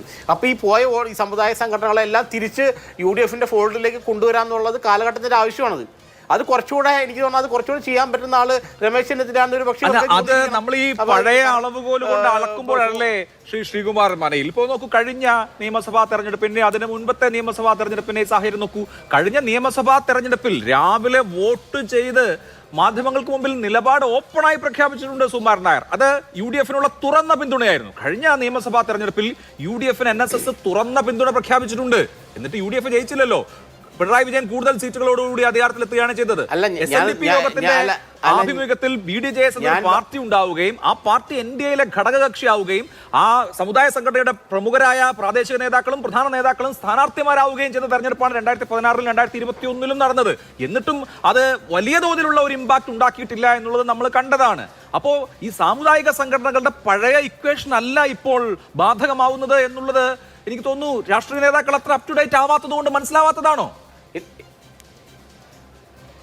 അല്ല ഞാൻ കൃത്യമായിട്ട് പറഞ്ഞുതരാം. എന്താ കാരണം വെച്ചാൽ 2021 ഇലക്ഷനിൽ മുസ്ലിം കമ്മ്യൂണിറ്റി N ബ്ലോക്ക് വളരെ കൃത്യമായിട്ട് അവർ പിണറായി വിജയന് പിന്തുണ പ്രഖ്യാപിച്ചു. കാരണം സമസ്ത എന്ന് പറഞ്ഞ സംഘടന പറഞ്ഞു എന്നാണ് ശരിക്കും പറഞ്ഞാൽ നമുക്ക് ഞാനത് റിപ്പോർട്ട് ചെയ്തതാണ്. കാരണം സമസ്ത പറഞ്ഞു പിണറായി നിങ്ങളെ UDFനേക്കാൾ നല്ലത് പിണറായി വിജയനാണ് ഞങ്ങൾക്ക് തോന്നിയത്. മുസ്ലിം ലീഗിനോട് പോലും പറയുന്ന അവസ്ഥയുണ്ട്. കാരണം അങ്ങനെ ഒരു ന്യൂനപക്ഷ കേന്ദ്രീകരണം CPMന് അനുകൂലമായിട്ട് 2021 ഇലക്ഷൻ ഉണ്ടായിരുന്നു. പക്ഷേ ഇപ്പോഴത്തെ അവസ്ഥ നിങ്ങൾ നോക്കൂ. ക്രൈസ്തവ മതമേലക്ഷിതന്മാർ പൂർണ്ണമായിട്ട് CPMനെതിരാണ്.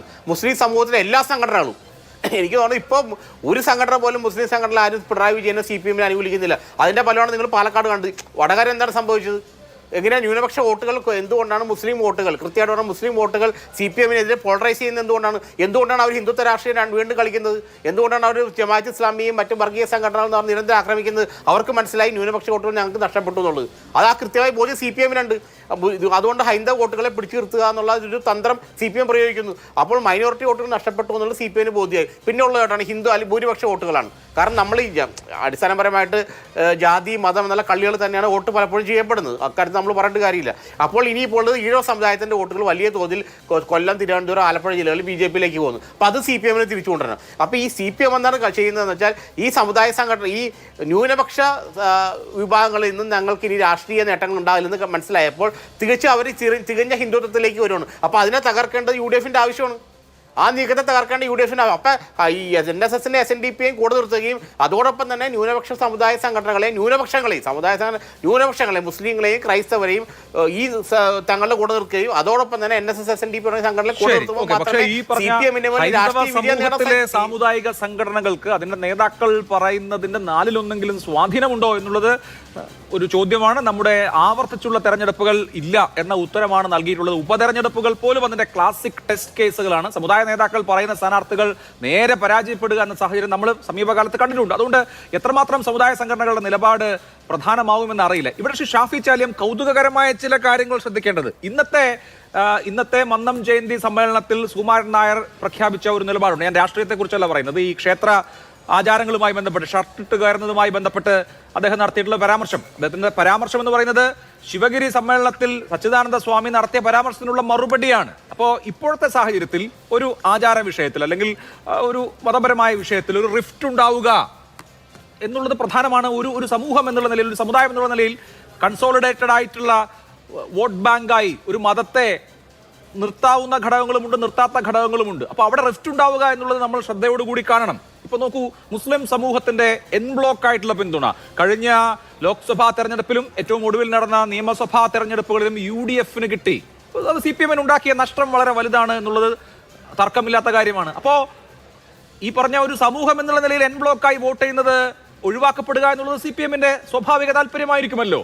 ഇപ്പൊ നോക്കൂ, ഇന്ന് കേരളത്തിലിറങ്ങിയ 2 പ്രധാനപ്പെട്ട മുസ്ലിം സമുദായ പത്രങ്ങളിൽ, സിറാജിലും സുപ്രഭാതത്തിലും, 2 റൈവൽ ഫാക്ഷൻസ് ആണ്. പക്ഷെ 2ന്റെയും മുഖപത്രങ്ങളിൽ ജമാഅത്തെ ഇസ്ലാമിയെ സവിസ്തരം കീറി മുറിച്ചുകൊണ്ട് അതിനിശ്ചിതമായി വിമർശിക്കുന്ന 2 ലേഖനങ്ങൾ പ്രത്യക്ഷപ്പെടുകയാണ്. ഇപ്പൊ മൗദൂദിയാണോ അതല്ലെങ്കിൽ വേറെ ആരെങ്കിലും ആണോ ജമാഅത്തെ ഇസ്ലാമിയുടെ ആചാര്യൻ എന്ന തർക്കം ആ പറയുന്ന കോൺസ്റ്റിറ്റ്യുവൻസിയിൽ നടക്കുകയാണ്. അപ്പോ ഈ പറയുന്ന ബ്ലോക്കുകളിൽ റിഫ്റ്റ് ഉണ്ടാക്കുക എന്ന് പറയുന്നത് ഇപ്പോഴത്തെ രാഷ്ട്രീയ സാഹചര്യത്തിൽ പ്രാധാന്യമർഹിക്കുന്ന ഒന്നാണെന്ന് എനിക്ക് തോന്നുന്നു രാഷ്ട്രീയമായി. ഇല്ല, അതൊക്കെ CPM-ന് പറ്റിയ മണ്ടത്തരങ്ങളാണ്. പണ്ടത്തെ കാലത്തെ കമ്മ്യൂണിസ്റ്റ് നേതാക്കന്മാരും മുഖ്യമന്ത്രിമാരും ഒക്കെ മതസംഘടനകളിൽ നിന്ന് നിശ്ചിത അകലം പാലിച്ചിരുന്നു. അത് ഒരു ആശയപരമായ ഒരു സമീപനമായിരുന്നു. അത് ഏതെങ്കിലും കമ്മ്യൂണിസ്റ്റ് മുഖ്യമന്ത്രിമാർ ഇഫ്താർ വിരുന്ന് നടത്താറുണ്ടോ? ഏതെങ്കിലും കമ്മ്യൂണിസ്റ്റ് മുഖ്യമന്ത്രിമാർ മതസമ്മേളന വേദിയിലേക്ക് ക്ഷണിക്കപ്പെടാറുണ്ടോ? അങ്ങനെ ക്ഷണിച്ചാൽ തന്നെ അവർ പോവാറുണ്ടോ? അച്യുതാനന്ദൻ വരെയുള്ള കമ്മ്യൂണിസ്റ്റ് മുഖ്യമന്ത്രിമാരെടുത്ത് നോക്കിയാൽ അവർക്കൊക്കെ അത്ര നിലപാടുള്ളവരായിരുന്നു. പിണറായി വിജയൻ ആ സ്റ്റൈലൊന്നുകൊണ്ട് മാറ്റി. അദ്ദേഹത്തിന് മുസ്ലിം സമുദായത്തിൻ്റെ അകത്തുനിന്ന് പിന്തുണ കിട്ടണം. അതിനുവേണ്ടി അദ്ദേഹം പല തന്ത്രങ്ങളും ആവിഷ്കരിച്ചു. അതിൻ്റെ ഭാഗമായി മുസ്ലിം സമുദായത്തെ മുഖ്യമന്ത്രിയും CPM-ഉം ഗവൺമെൻറ്റും എന്തോ സഹായിക്കുന്നു എന്ന ഒരു പ്രതീതി, ഒരു പുകമറ സൃഷ്ടിച്ചെടുക്കാനും അവർ ശ്രമിച്ചു. അതുകൊണ്ട് അവർക്ക് കൊടുക്കേണ്ടി വന്ന വില എന്താണ്? കഴിഞ്ഞ ലോക്സഭാ തെരഞ്ഞെടുപ്പ് അടക്കം അവർക്ക് വലിയ തിരിച്ചടിയായി. എന്നാൽ മുസ്ലിം സമുദായം പണ്ടത്തെ പോലെയല്ല, കൂടുതൽ വിദ്യാഭ്യാസം നേടിയവരാണ്, കൂടുതൽ സാംസ്കാരിക സമ്പന്നതയിലേക്ക് വളർന്നവരാണ്. പഴയ കാലഘട്ടങ്ങളൊന്നുമല്ല.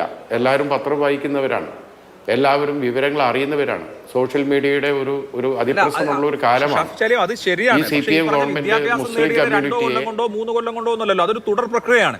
നോക്കൂ, 2019 കേരളത്തിലെ മുസ്ലിം ജനസാമാന്യത്തിന്റെ വലിയൊരു ഭാഗത്തിന്റെ വോട്ട്, ബഹുഭൂരിപക്ഷത്തിന്റെ വോട്ട് UDF-നാണ് കിട്ടിയത്. പക്ഷെ അത് 2021 നിയമസഭാ തെരഞ്ഞെടുപ്പിൽ അതേപടി നിന്നില്ല. നിങ്ങൾക്ക് കിട്ടിയ വോട്ടിൽ ഒരു സംഖ്യ LDF-ലേക്ക് പോയി. എന്നാൽ തൊട്ടു മുമ്പ് നടന്ന ലോക്സഭാ തെരഞ്ഞെടുപ്പിൽ അതിനേക്കാൾ വലിയ പിന്തുണ മുസ്ലിം ജനസാമാന്യത്തിൽ നിന്ന് UDF-ന് കിട്ടി. അത് ഒരുപക്ഷെ 2025-ൽ 2026-ലും നിലനിൽക്കും എന്ന് നിങ്ങൾ ആഗ്രഹിക്കുന്നുണ്ടാവും. പക്ഷെ അതുപോലെ നടക്കണമെന്നില്ലല്ലോ. അതല്ലല്ലോ നമ്മുടെ ചരിത്രം പറയുന്നത്.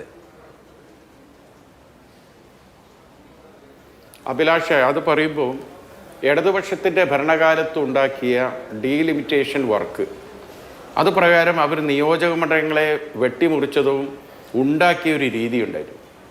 ആ രീതിയിലൂടെ ഒരു 10, 50, 60 മണ്ഡലങ്ങൾ വിജയിക്കാൻ പാകത്തിലുള്ളതാക്കി തീർത്തു.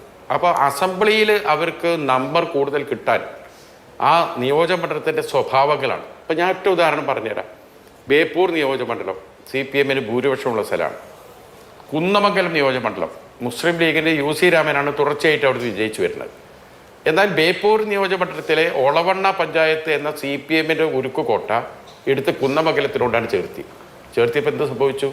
ബേപ്പൂർ നിലനിർത്താനും കഴിഞ്ഞു, കുന്നമംഗലം പിടിക്കാനും സാധിച്ചു. ഇത്തരത്തിൽ ഒരുപാട് നിയോജകമണ്ഡലങ്ങളെ അത് മാത്രമല്ല അനുകൂലമാക്കി മാറ്റിവെച്ചത് കൊണ്ട് അല്ല, അതും ഒരു ഘടകമാണ്. കാരണം പാർലമെന്റിലെ നിയോജകമണ്ഡലത്തിന്റെ ഘടനയും അസംബ്ലി നിയോജകമണ്ഡലത്തിന്റെ ഘടനയും തമ്മിലുള്ള ഒരു വ്യത്യാസമുണ്ട്. അത് നിങ്ങൾ മനസ്സിലാവും. പിന്നെ BJP പിന്നെ എല്ലാ മണ്ഡലത്തിലും കയറി BJP പിടിച്ച ഗണ്യമായ വോട്ടുകൾ, ആ വോട്ടാണ് CPM-നെ സഹായിച്ചത്. അതാണ് നമ്മൾ പഠിക്കേണ്ടത്. കോൺഗ്രസിൽ നിന്ന് ഒരു 10% വോട്ട് BJP-യിലേക്ക് പോകണമെന്ന് ആഗ്രഹിക്കുകയാണ് അവര്. അല്ല, ഞാൻ അതിനകത്ത് ഞാൻ ചോദിക്കട്ടെ, ആ രണ്ട് കാര്യങ്ങളിലും വസ്തുതാപരമായ ചില പ്രശ്നങ്ങൾ ഞാൻ അത് ചൂണ്ടിക്കാണിക്കാം. ഷാഫി ശ്രദ്ധിക്കൂ. ഒന്ന്, കഴിഞ്ഞ അതായത് 2019 ലോക്സഭാ തെരഞ്ഞെടുപ്പിൽ ഇടതു മുന്നണിക്ക് കേരളത്തിൽ ആകെ കിട്ടിയത് 76 ലക്ഷം വോട്ടാണ്. അത് നിയമസഭാ തെരഞ്ഞെടുപ്പായപ്പോൾ 2021 ആയപ്പോൾ 92 ലക്ഷം വോട്ടായി വർദ്ധിച്ചു. അപ്പോൾ ഞാൻ പറയുന്നത് ടോട്ടൽ വോട്ടാ, കേരളത്തിലെ ടോട്ടൽ വോട്ടാ. അപ്പോൾ നിയമസഭാ മണ്ഡലങ്ങൾ എങ്ങനെ വെട്ടിക്കീറിയാലും ടോട്ടൽ വോട്ട് മാറില്ലല്ലോ. അപ്പോൾ 76-ൽ നിന്ന് 92 ലക്ഷത്തിലേക്കുള്ള വലിയ വളർച്ച ഈ പറഞ്ഞ 2 കൊല്ലം കൊണ്ട് അവർ നേടി. അത് സ്വാഭാവികമായും ഈ തൊട്ടു മുമ്പ് നടന്ന ലോക്സഭാ തെരഞ്ഞെടുപ്പാകുമ്പോൾ വീഴുകയും ചെയ്തു. എന്ന് മാത്രമല്ല, 2019 ലോക്സഭാ തെരഞ്ഞെടുപ്പിൽ BJP നേടിയത് 30 ലക്ഷം വോട്ടാണ്. 2021 നിയമസഭാ തെരഞ്ഞെടുപ്പിൽ BJP നേടിയത് 25 ലക്ഷം വോട്ടും. BJP-യുടെ വോട്ട് ഷെയർ സ്റ്റീപ്പായി താഴുകയാണ് ചെയ്തത്. അപ്പോൾ താങ്കൾ പറഞ്ഞ പോലെ BJP-ക്ക് വോട്ട് കൂടുകയല്ല, BJP-ക്ക് വോട്ട് കുറഞ്ഞു. LDF-ന്റെ വോട്ട് 76-ൽ നിന്ന് 92 ലക്ഷത്തിലേക്ക് വർദ്ധിച്ചു. അതാണ് കഴിഞ്ഞ നിയമസഭാ തെരഞ്ഞെടുപ്പിലും കഴിഞ്ഞ ലോക്സഭാ തെരഞ്ഞെടുപ്പിലും നമ്മൾ താരതമ്യം ചെയ്താൽ സംഭവിച്ചിട്ടുള്ളത്. അതിലേക്ക് കോൺട്രിബ്യൂട്ട് ചെയ്തത് വലിയ തോതിൽ UDF-ന് കിട്ടിയ 2019 കിട്ടിയ വോട്ടുകൾ LDF-ലേക്ക് ഷിഫ്റ്റ് ചെയ്തതാണ്. ആ ഷിഫ്റ്റ് ഇനിയും സംഭവിച്ചുകൂടെ എന്നുള്ളതാണ് എന്റെ ചോദ്യം. മണ്ഡലത്തിന്റെ അതിർത്തി എന്തായാലും വോട്ടാണല്ലോ. ഞാൻ മണ്ഡലത്തിന്റെ അതിർത്തിയാണ് എല്ലാ കാരണവും എന്നല്ലല്ലോ പറഞ്ഞത്. ഞാൻ പറഞ്ഞൊരു ഭാഗത്തുനിന്ന് കാരണങ്ങൾ എന്ന് പറഞ്ഞ് ഒന്നണ്ട് തുടങ്ങുമ്പോൾ അത് മാത്രമാണ് എന്ന് അഭിലാഷ് പറയില്ലേ, അതും ഒരു കാരണമാണ്. അതിനപ്പുറത്ത് ഇവിടെ കേരളത്തിൽ ഉണ്ടാക്കിയ ഭീതിയുണ്ട്, ഒരു ഇസ്ലാമോഫോബിയ. ഇവിടെ ഒരു അമീറും കുഞ്ഞാലിയും അസനും ചേർന്ന് ഈ നാട് ഭരിക്കാൻ പോവുകയാണെന്ന് പറയുന്നത് ആരാ? BJP അല്ല. ഇത് പറയുന്നത് കോടിയേരി ബാലകൃഷ്ണനാണ്, CPM ആണ്. അത് ചെറിയൊരു ചോദ്യമാണ്. 2 കമ്മ്യൂണിറ്റിയോട് ചോദിക്കുകയാണ്, ഈ നാട്ടിലെ ഇവന്മാരും നാട് ഭരിക്കാൻ പോവുകയാണെന്ന് പറഞ്ഞാൽ എന്താ അതിൻ്റെ പച്ചക്കർത്ഥം? നിങ്ങളൊക്കെ ഒരു ഇടതുപക്ഷ ആശയം മനസ്സിൽ വെക്കുന്നവരല്ലേ, നിങ്ങൾക്കൊക്കെ യോജിക്കാൻ കഴിയുമോ? കേരളം കണ്ട ഏറ്റവും വലിയ കൊടിയ വർഗീയ പരാമർശമില്ല അത്.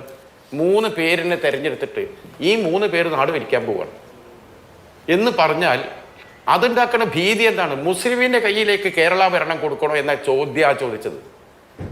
സ്വാഭാവികമായിട്ടും മുസ്ലിം വിദ്വേഷം എന്നത് ഇന്ന് വ്യാപകമായി ഇതര സമൂഹങ്ങൾക്കുണ്ട്. അതിലൊരു 10% ഉത്തരവാദിത്വം മുസ്ലിം സമുദായത്തിൻ്റെ അകത്തെ അച്ചടക്കമില്ലാത്ത സംഘടനകൾക്കുണ്ട്. എന്നാൽ അതിലപ്പുറത്ത് ആഗോളതലത്തിൽ തന്നെ ഇസ്ലാം ഒരു ഭീകര സാധനമാണെന്നുള്ള പ്രചാരണത്തിന് വലിയ മേൽക്കൈയുണ്ട്. പലരും അങ്ങനെ ഒരു പ്രചാരണം ഉയർന്നു വരുന്നുണ്ട്. നമ്മൾ എല്ലാ കാര്യത്തെയും സമഗ്രമായി കാണണ്ടേ? മുസ്ലിം ഭൂരിപക്ഷമുള്ള അല്ലെങ്കിൽ മുസ്ലിം പോക്കറ്റുകൾ വളരെ ശക്തമായിട്ടുള്ള മണ്ഡലങ്ങളിൽ പോലും, ലീഗിന്റെ സിറ്റിംഗ് സീറ്റുകളിൽ പോലും കഴിഞ്ഞ തവണ LDF ജയിച്ചത് ഓർമ്മയില്ല. ഇപ്പൊ താങ്കൾ കോഴിക്കോട് ജില്ലക്കാരനല്ലേ? കോഴിക്കോട് സൗത്ത് ലീഗിന്റെ സിറ്റിംഗ് സീറ്റാണ്, നഷ്ടപ്പെട്ടു. കുറ്റ്യാടി നഷ്ടപ്പെട്ടു. അങ്ങനെ കുന്നമംഗലം താങ്കൾ നേരത്തെ പറഞ്ഞ ഉദാഹരണം. ഇങ്ങനെ വലിയ തോതിൽ മുസ്ലിം ജനസാമാന്യത്തിന് സ്വാധീനമുള്ള മണ്ഡലങ്ങൾ തോറ്റത് മുസ്ലിം ജനസാമാന്യത്തിൽ നിന്ന് വലിയ തോതിലുള്ള വോട്ട് LDF-ന് കിട്ടിയതുകൊണ്ടാണ്. ആ കാര്യം തമസ്കരിച്ചുകൊണ്ട് വേറൊരു കൺക്ലൂഷനിലേക്ക് എത്തിയിട്ട് കാര്യമില്ല. കോഴിക്കോട് ഒരു മിനിറ്റ്, മുസ്ലിം ലീഗ് വ്യാപകമായി ഓഡിറ്റ് ചെയ്യപ്പെടുന്ന ഒരു പാർട്ടിയാണ്. പലപ്പോഴും സ്ത്രീകളെ എന്തുകൊണ്ട് പരിഗണിക്കുന്നില്ല എന്ന് പലപ്പോഴും പല ചർച്ചകൾ നിങ്ങളൊന്നും ചോദിക്കുന്നുണ്ട്. ഞങ്ങൾക്ക് അതിനൊക്കെ കിട്ടുന്നത് ഒരു മുന്നണി സംവിധാനത്തിലായതുകൊണ്ട് വളരെ പരിമിതമായ അവസരങ്ങളാണ് ഞങ്ങൾക്കുള്ളത്. ചില സ്ത്രീകൾ വരണമെന്ന് ഞങ്ങൾ ആഗ്രഹിക്കുന്നുണ്ട്. സ്ത്രീകളെ ഞങ്ങൾ സംഘടനയിൽ ഭാഗമാക്കുന്നു, സ്ത്രീകളെ വേദിയിലേക്ക് കൊണ്ടുവരുന്നുണ്ട്. കഴിയാവുന്ന തരത്തിലൊക്കെ സ്ത്രീകളെ ഞങ്ങൾ പരിഗണിച്ച് വരുമ്പോഴും മുസ്ലിം കമ്മ്യൂണിറ്റിൻ്റെ അകത്ത് സ്ത്രീകളെ എവിടെ നിർത്തണം എന്ന കാര്യത്തിൽ വ്യത്യസ്ത അഭിപ്രായമുള്ള സംഘടനകളുണ്ട്. അതുകൊണ്ടാണ് ഡോക്ടർ MK മുനീർ എന്ന ഒരു അസാമാന്യ പ്രൊഫൈലുള്ള ഒരു മനുഷ്യൻ അനായാസ ജയിക്കുന്നു കോഴിക്കോട് സൗത്തിൽ. തിരിച്ച് മുനീർ സാഹിബിനെ നമ്മൾ കൊടുവള്ളിയിലേക്ക് മാറ്റി എന്ത് ചെയ്തു?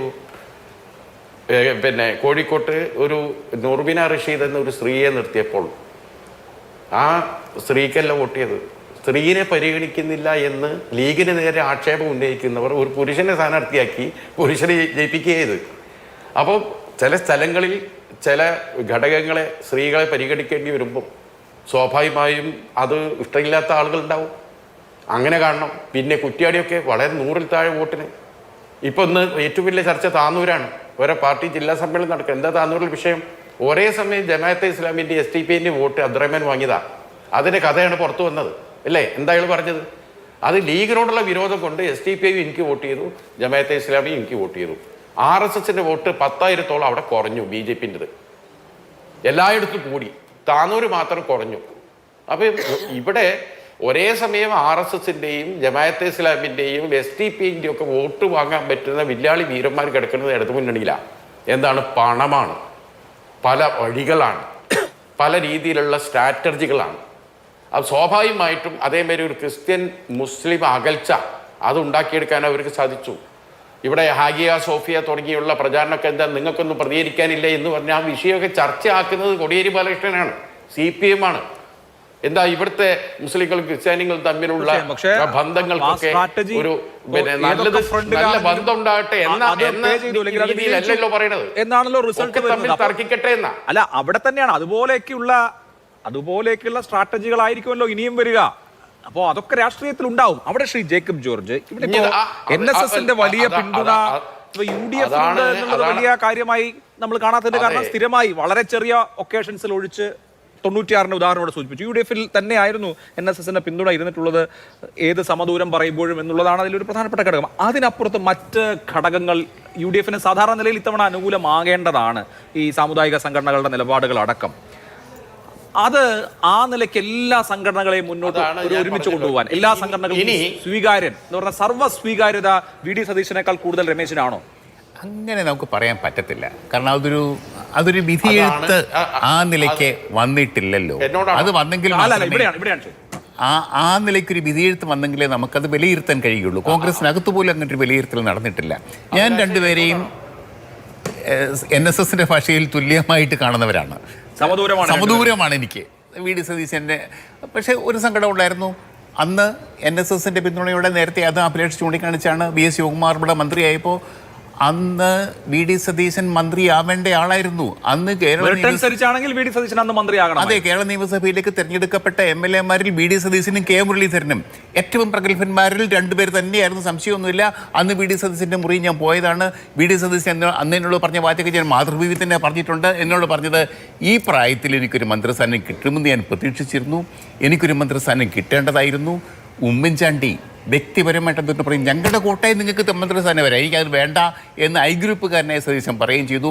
അന്ന് സതീശൻ എന്നോട് പറഞ്ഞൊരു വാക്കുണ്ട് അഭിലാഷ്, ഒരു വാചകം, എനിക്കൊരു കോഴി വളർത്തൽ വകുപ്പ് കിട്ടിയാൽ മതിയായിരുന്നു, ഞാൻ ആ വകുപ്പിനെ ഗംഭീരമാക്കുമായിരുന്നു. കാരണം ആ പ്രായം, ചുറുചുറുക്ക്, യൗവനം, വിജ്ഞാനം, അതിൻ്റെ ഒരു ഊർജ്ജം, എനർജി, ഇതെല്ലാം കൂടെ നോക്കുമ്പോഴത്തേക്ക് VD സതീശന് അത് താല്പര്യമായിരുന്നു. 2011 ഡിസർവിംഗ് ആയിരുന്നു സതീശൻ. ഇത്തവണയും ഞാൻ കാണുന്നത് ഈ നിയമസഭാ തെരഞ്ഞെടുപ്പിൽ UDF-നെ നയിക്കാൻ ഡിസർവിംഗ് ആയിട്ടുള്ള കാൻഡിഡേറ്റ് സതീശനാണ് എന്നുള്ളതാണ്. പക്ഷെ അത് അങ്ങനെ തന്നെ നടക്കുമോ എന്നുള്ളതാണല്ലോ നമ്മുടെ ചോദ്യം. അപ്പൊ അവിടെ പെരുന്നയുടെ പിന്തുണയുള്ള നായർക്ക് UDF-നെ നയിക്കാൻ പറ്റുമോ എന്നുള്ളതാണോ സെനാരിയോ? ആ സെനാരിയോ വരുന്നത് അത് രമേശ് ചെന്നിത്തലയ്ക്ക് തിരിച്ചടിക്കുമോ എന്ന ചോദ്യം കൂടി വരാം. അതിലേക്കാണ് അഭിലാഷ് വിരൽ ചൂണ്ടുന്നത്. ഈ NSSന് വേണ്ടി അധികം കടന്ന് അതിനകത്തൊരു രാഷ്ട്രീയ നേതാവ് എപ്പോഴും ഒരു മിതത്വം പാലിക്കണം. അത് തന്നെയാണ്. പിന്നെ ലീഗ് രാഷ്ട്രീയം കൂടെ പറയട്ടെ. മുസ്ലിം രാഷ്ട്രീയം എനിക്ക് പ്രിയപ്പെട്ട വിഷയമാണ്. ബഹുമാനപ്പെട്ട ചാലിയും CPM-നെ അങ്ങ് ഒത്തിരി കുറ്റപ്പെടുത്തി. ഞാൻ CPM-നെ വക്കാലത്തെടുക്കുകയല്ല. സാക്ഷാൽ EMS നമ്പൂതിരിപ്പടലിൽ കോഴിക്കോട് വന്നിട്ട് CS മുഹമ്മദുമായിട്ട് ചർച്ചയുണ്ടാക്കി, സപ്തകക്ഷി മുന്നണി ഉണ്ടാക്കി, ലീഗിന് കേരളത്തിൽ അംഗീകാരം കൊടുത്തത് രാഷ്ട്രീയ രംഗത്ത് മന്ത്രിമാരാക്കിയത്. അന്ന് കോൺഗ്രസിന്റെ ഫലകാലത്ത് 60-ൽ സ്പീക്കറാക്കണമെങ്കിൽ ഉടുപ്പൂരിയിട്ട് വരാൻ പറഞ്ഞു. എന്ന് വെച്ചാൽ തൊപ്പി ഊരിയിട്ട് വന്നാലും മുഖ്യമന്ത്രി സ്പീക്കറാക്കാമെന്ന് പറഞ്ഞു. ഒരു മന്ത്രിസ്ഥാനം പോലും കൊടുത്തില്ലല്ലോ. CH വിദ്യാഭ്യാസ മന്ത്രിയായത് 67-ലാണ്.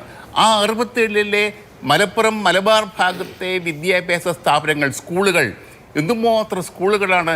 ഞാൻ എത്രയോ തവണ മലപ്പുറത്തൂടെ കറങ്ങിയിട്ടുണ്ട്. മുസ്ലിം ഇംഗ്ലീഷ് മീഡിയം സ്കൂൾ. അന്ന് ഇംഗ്ലീഷ് ഹറാമായിരുന്നില്ലേ അതുവരെ മുസ്ലിങ്ങൾക്ക്? ആ ഹറാം ആയിരുന്ന ഇംഗ്ലീഷിനെ വളരെ ബഹുമാന്യമായ ഒരു ഭാഷയാക്കി മാറ്റിയില്ലേ CS മുഹമ്മദ് കോയ? ഇംഗ്ലീഷ് മുസ്ലിം സ്കൂളുകൾ ഉണ്ടായില്ലേ? അതാണ് മുസ്ലിം സമുദായത്തിൻ്റെ വളർച്ചയ്ക്കതാണ് കാരണം. ഇന്നിപ്പോൾ CPM പല കളികളും കളിക്കും, പ്രത്യേകിച്ച് പിണറായി വിജയൻ. പക്ഷേ അതിനകത്തൊരു സോഷ്യൽ എഞ്ചിനീയറിംഗ് ഉണ്ട്. അതെത്ര കണ്ട് അവർ നോക്കുന്നത് മുസ്ലിം വോട്ട് മതി, മുസ്ലിം ലീഗിനെ വേണ്ട, മറ്റ് തീവ്രവാദി കക്ഷികളെ എതിർക്കണം, അതാണ് അവിടെ രാഷ്ട്രീയം. അതെത്ര കണ്ട് പൊതുസമൂഹത്തിൻ്റെ വോട്ട് കിട്ടും എന്നുള്ളത് അവരുടെ കണക്ക്, അത് കാര്യം വേറെ.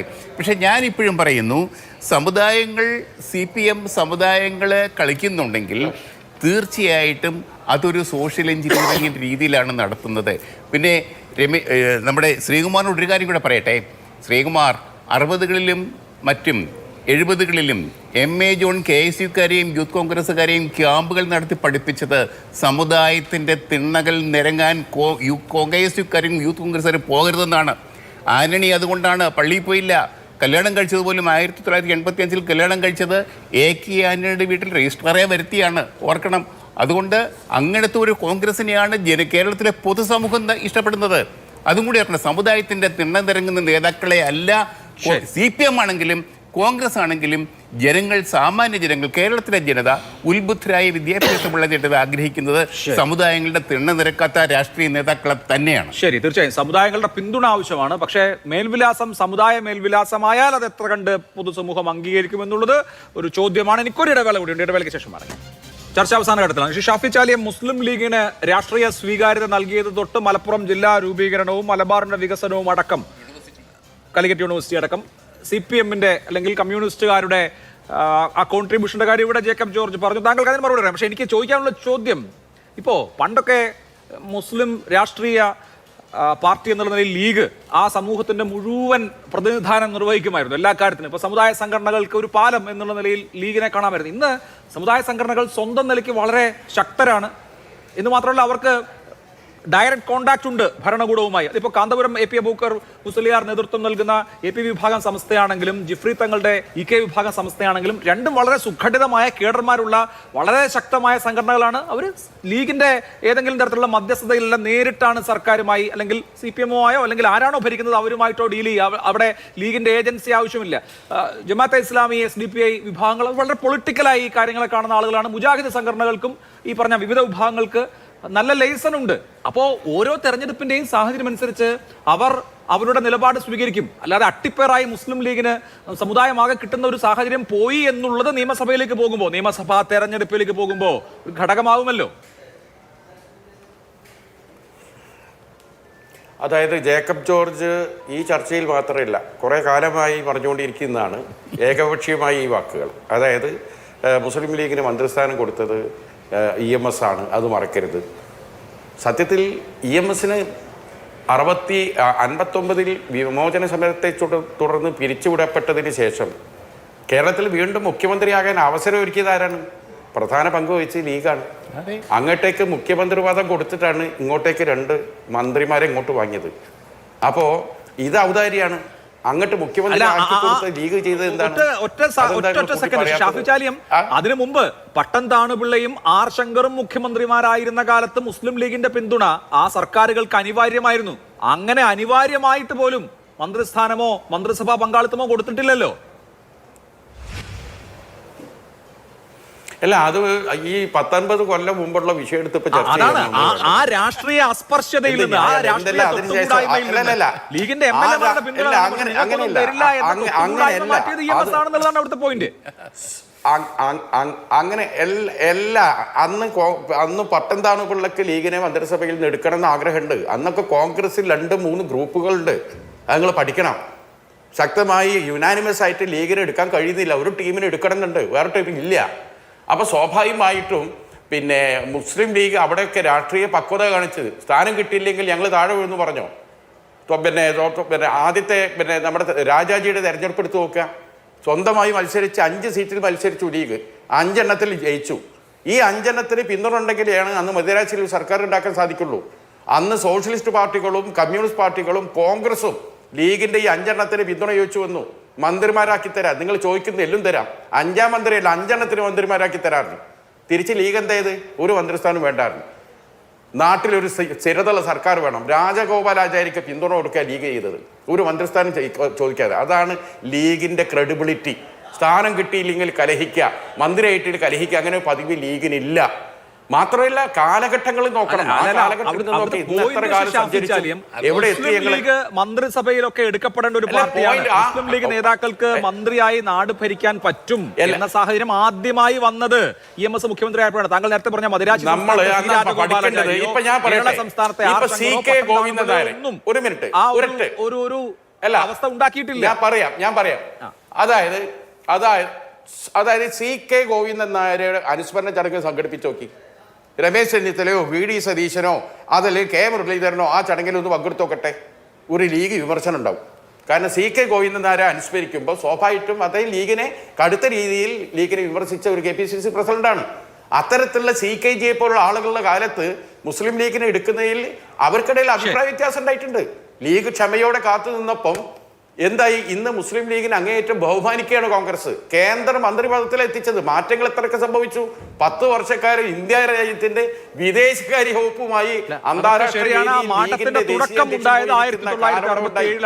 ചരിത്രം. നമ്മുടെ ചർച്ച കുറച്ച് വഴിമാറിപ്പോയി. പക്ഷേ എനിക്ക് ഇനിയിപ്പോ സമയം അനുവദിക്കുന്നില്ല ചർച്ച ഇനി മുന്നോട്ട് കൊണ്ടുപോകാൻ. വരുന്ന ദിവസങ്ങളിൽ കൂടുതൽ ചർച്ചയാകാമെന്ന് വിചാരിക്കുന്നു. വളരെ നന്ദി 4 പേർക്കും. സൂപ്പർ പ്രൈം ടൈം അവസാനിക്കുന്നു. നമസ്കാരം.